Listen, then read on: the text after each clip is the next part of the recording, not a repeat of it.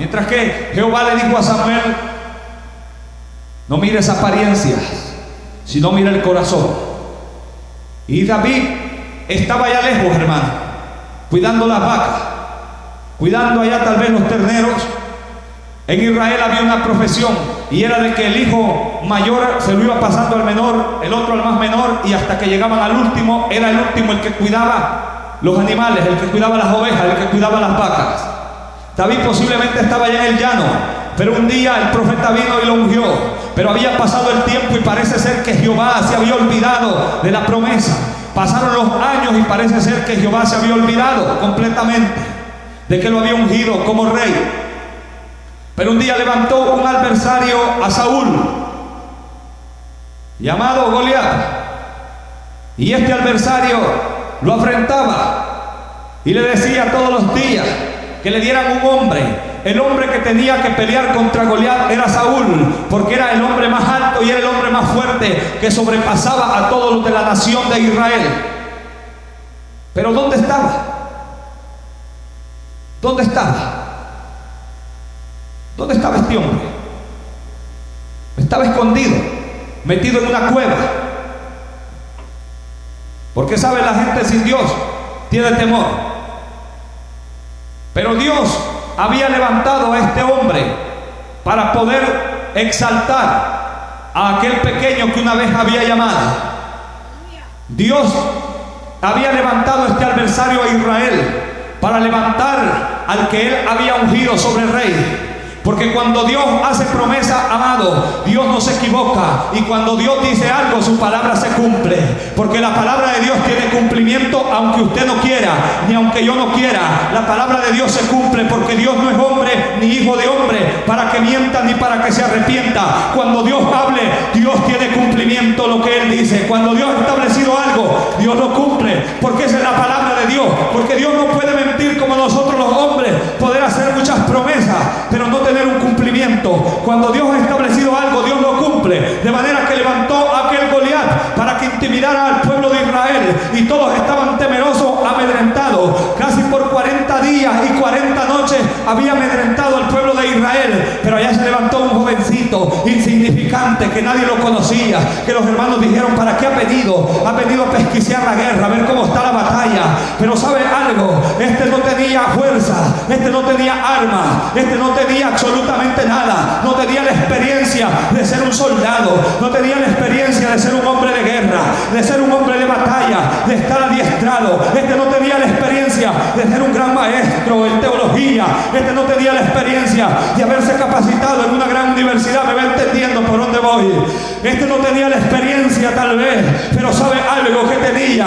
Este tenía algo diferente a todos los soldados. Este tenía algo que era muy distinto. Este no tenía espada, este no tenía escudo, este no tenía fuerzas propias. Este tenía algo distinto. Este tenía el poder del Espíritu Santo metido sobre su vida. Este tenía la unción de Dios metida hasta los cuellos. Y Saúl le dijo: ¿cómo tú, siendo un muchacho, te vas a enfrentar? Te va a despedazar, te va a hacer pedazo. Pero David le empezó a dar su historial. Tu siervo era un pastor de ovejas, y cuando el león o el oso venía, tu siervo corría y la despedazaba. Es que David había entendido algo. David había entendido que la fuerza que habitaba en él no era la fuerza de él. David había entendido que la fuerza que estaba en él no era su fuerza. David había entendido que en él había un poder sobrenatural, y ese poder sobrenatural era a causa de la unción, a causa de la unción, amado. Y sabe algo, cuando usted y yo sabemos y llegamos al entendimiento que en usted y en mí, por duro que esté la prueba, por muy duro que esté el enemigo y por muy grande que esté el Goliat, usted sabe que usted, sobre mí, se ha derramado algo que se llama el aceite de la santa unción. Y cuando el aceite de la santa unción es derramado sobre nosotros, no somos iguales, no podemos ser iguales, somos distintos. David le dijo: nunca he probado andar con esto, y aquello le estorbaba. Porque usted y yo no podemos aparentar lo que somos. Usted y yo no podemos pelear con otras estrategias de hombre. Usted y yo no podemos buscar la estrategia que usa otro. nosotros somos originales.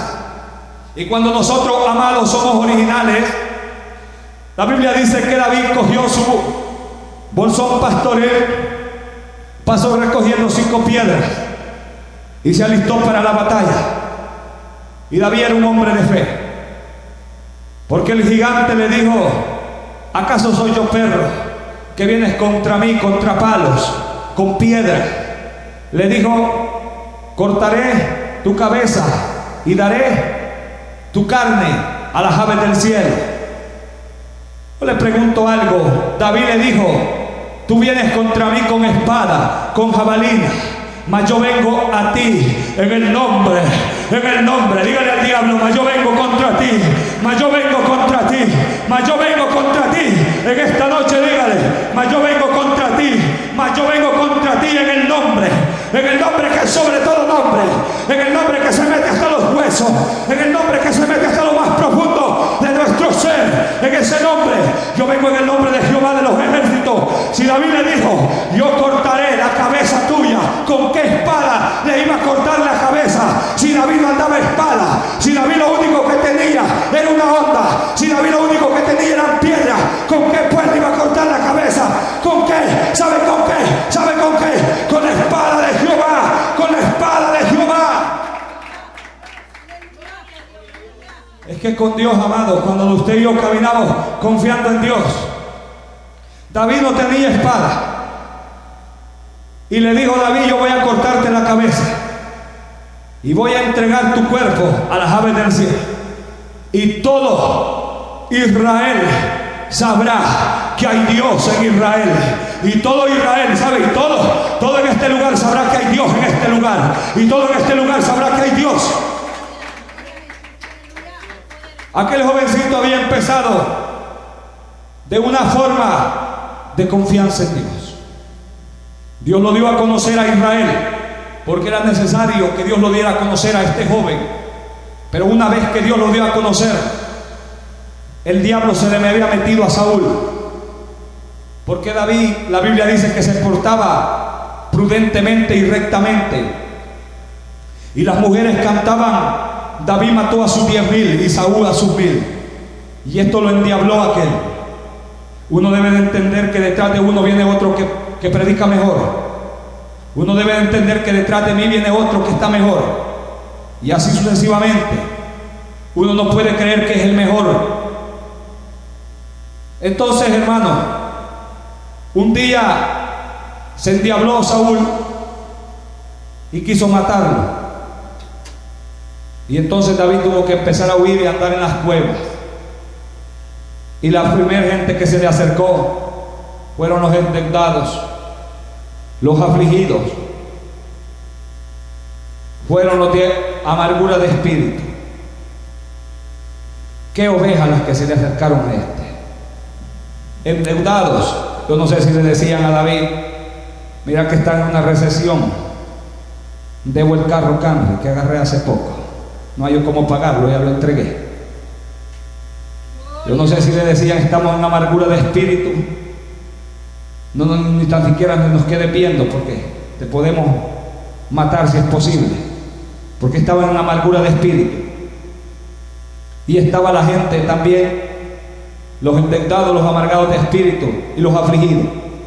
Yo no sé qué pasaba realmente, no sé realmente qué pasaba, pero este hombre empezó a ganar batallas y empezó Dios a ministrarle, y él se empezó a esconder, y hubo un momento en que él se guardaba, en que él se quedaba en un lugar determinado, porque le daba la gloria a Dios, porque confiaba en Dios. Y así sucesivamente. David había ganado batallas terribles, había matado al gigante, había hecho cuantas cosas grandes. Pero un día, amado, la prosperidad le llegó. Como a todo hombre de Dios, así como se sufre, también llega el tiempo de Dios. Y cuando el tiempo de Dios llega, no hay quien pare la bendición de Dios. David, después de que había sufrido andando en cuevas en el desierto, pues yo digo, ¿cómo que Dios le dijo que iba a ser rey sobre Israel y lo había metido a un desierto? Iba durmiendo en cuevas y huyendo de Saúl, y Saúl casi lo mataba, y andaba como un mendigo. pidiendo dónde vivir, por dónde estar.